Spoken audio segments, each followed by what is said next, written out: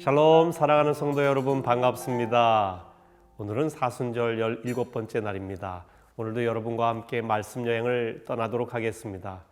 오늘 여러분과 함께 말씀 여행을 떠날 곳은 우리 교회 영화부실입니다. 영화부는 태어나서부터 3세까지의 아이들이 부모님과 함께 예배드리는 곳입니다. 바로 이곳입니다. 우리 교회도 영화부 어린이들이 참 많이 있죠. 주일이 되면 부모님과 우리 아이들이 한 120명가량 예배를 함께 드리고 있습니다. 하루빨리 코로나19가 물러가고 우리 아기들 참 보고 싶습니다. 그래서 여러분, 이곳에서 우리 말씀 여행을 떠나는데 우리 아기들도 함께 하나님의 말씀 가운데 늘 살아갈 수 있도록 부모님께서 어려서부터 잘 훈련시켜 주시기를 바랍니다.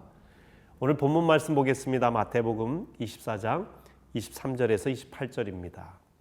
그때 사람이 너희에게 말하되 보라 그리스도가 여기 있다 혹은 저기 있다 하여도 믿지 말라. 거짓 그리스도들과 거짓 선지자들이 일어나 큰 표적과 기사를 보여 할 수만 있으면 택하신 자들도 미혹하리라. 보라 내가 너희에게 미리 말하였노라. 그러면 사람들이 너희에게 말하되 보라 그리스도가 광야에 있다 하여도 나가지 말고 보라 골방에 있다 하여도 믿지 말라. 번개가 동편에서 나서 서편까지 번쩍임 같이 인자의 임함도 그러하리라. 주검이 있는 곳에는 독수리들이 모일 것이니라.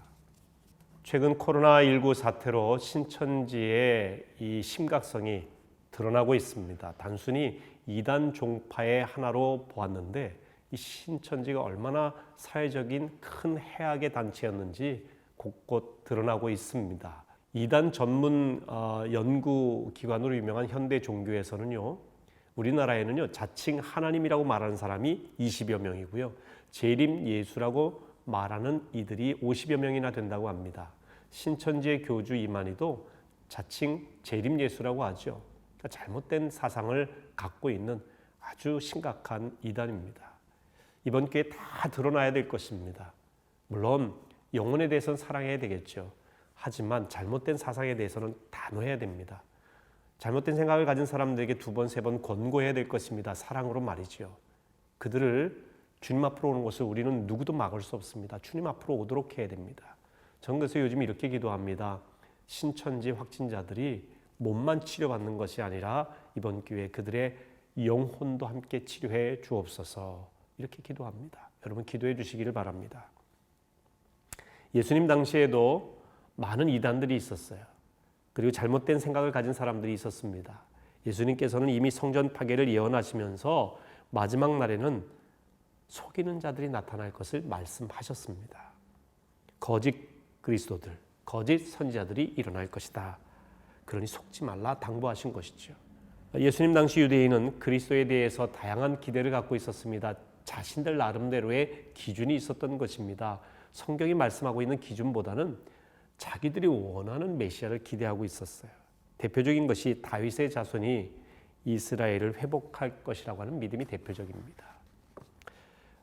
또 다른 한편에서는 그리스도는 광야에서 나타날 것이다, 이런 주장에 빠진 사람들도 있고요. 또 어떤 사람들은 그리스도가 골방에 아무도 모르게 등장할 것이다, 이렇게 말하기도 합니다. 다 자기 주장대로 그리스도를 믿는 것이죠.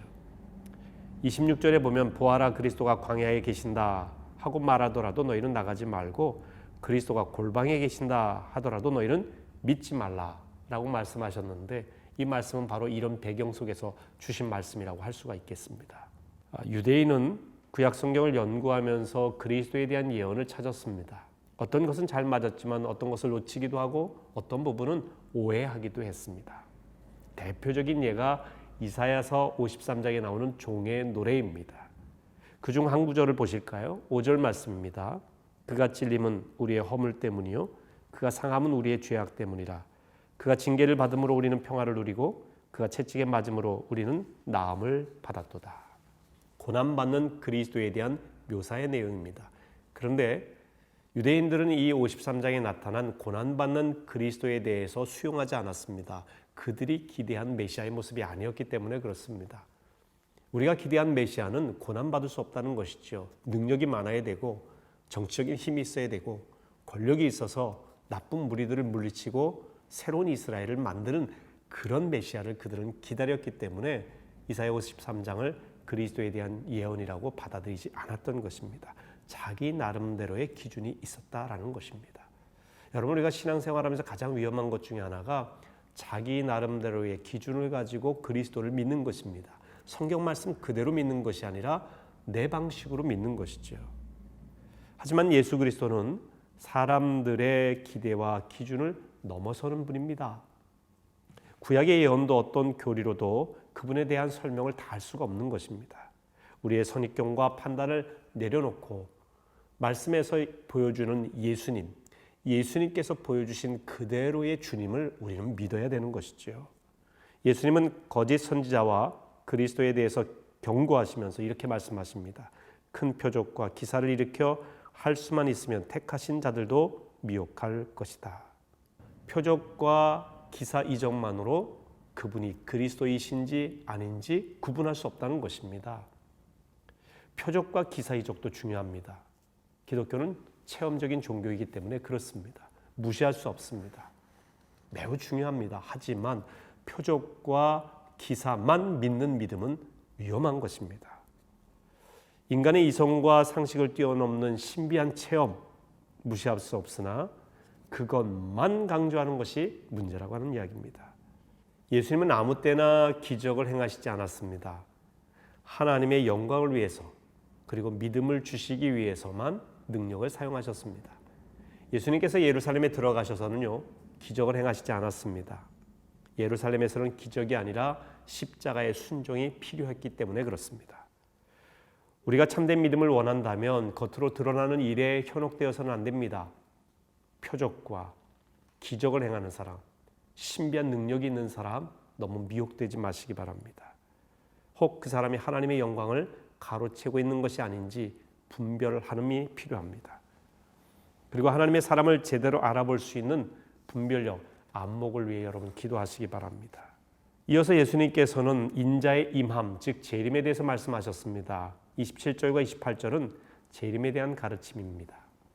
2000년 전 예수님이 육신을 입고 오신 것이 초림이었다면 영원한 왕으로 다시 오시는 것이 재림입니다. 재림 때는 모든 일이 완성되는 때입니다. 하나님 나라는 지구 어느 편에 있는 그런 공간적인 나라가 아닙니다. 저 하늘 어느 한쪽에 있는 그런 공간을 말하는 것이 아닙니다. 하나님의 통치가 임하는 모든 곳이 하나님의 나라입니다. 지금 우리가 사는 이 세계를 포함한 거대한 나라라고 하는 것이죠. 우리는 성령을 통해 어렴풋이 경험하지만 재림의 때가 되면 어렴풋한 모든 것들이 명료해질 것입니다. 하나님 나라도 환히 드러나게 될 것입니다. 주님의 재림을 그래서 우리는 기다리는 것이지요. 그런데 주님의 재림은 죽음이 있는 곳에 독수리가 모여들듯 순식간에 사람들이 다 감지할 수 없을 때 임하게 된다는 것입니다. 재림을 믿는다는 것은 주님의 주권을 믿는다는 것입니다. 예수 그리스도의 구원을 믿고 하나님 나라를 소망한다는 뜻입니다. 나의 생명이 헛되이 사라지지 않고 영생을 누릴 것을 기대하게 되는 것이죠. 이것이 재림신앙입니다. 결국 하나님께서 지으신 그 모든 것을 회복하시고 새 창조를 이루실 것을 확신하는 것입니다. 이 믿음 위에 견고히 서야 됩니다. 자, 이제 우리 자신을 돌아보도록 하겠습니다. 여러분, 예수 그리스도를 믿으십니까? 아니면 예수님께서 주시는 그 무엇을 믿고 살아가십니까? 내가 원하는 예수가 아니라 성경에 있는 예수 그리스도를 믿어야 됩니다. 그분의 기적과 말씀도 믿어야 되고요. 그분의 고난과 십자가 그리고 그분의 부활을 믿어야 됩니다. 부분적인 신앙이 아니라 예수 그리스도를 전체로 통으로 온전히 다 믿으셔야 됩니다. 기적으로 현혹하는 이단에 속지 마시기 바랍니다. 기적만 믿는 것은 위험합니다. 얼마 전에 은퇴하시는 선배 목사님이 이런 말씀을 하셨어요. 은퇴 이후에 꼭 하고 싶은 일이 있습니다. 후배들이 물었습니다. 선배님, 그게 뭔가요? 예수 잘 믿는 것입니다. 목회하면서 예수님에 대해서 많이 가르쳤지만 정작 제 자신이 예수님을 제대로 믿지 못한 것 같습니다. 성경을 읽긴 읽었지만 온전히 성경을 읽고 그것을 온전히 받아들이지 못했던 것 회개합니다. 예수 잘 믿고 싶습니다. 다 마음에 뭔가 찔리는 부분들이 있었습니다. 여러분, 우리 예수 잘 믿으십시다. 내 기준으로 믿지 말고 성경에서 말씀하신 그 예수를 온전히 믿고 살아가십시다. 그럴 때 이단에 현혹되지 않습니다. 속이는 자에게 마음을 빼앗기지 않게 됩니다. 오직 주님께 집중하는 여러분, 주님 한 분으로 만족한 여러분 되시기 바랍니다. 기도하시겠습니다. 은혜로우신 하나님, 세상이 참 험합니다. 신천지를 비롯한 이단들이 많은 사람을 현혹합니다. 재림 예수라고 말하면서 사람들을 현혹합니다. 자칭 하나님이라고 말하면서 사람들을 속입니다. 영적 분별력을 허락해 주옵소서. 재림 신앙을 갖되 예수 그리스도에 대해서 말씀이 우리에게 전해주는 바를 온전히 받아들이는 믿음에서 예수님을 바라보게 하옵소서. 내 기준이 아니라 성경의 기준, 말씀의 기준대로 믿고 살아가게 하옵소서.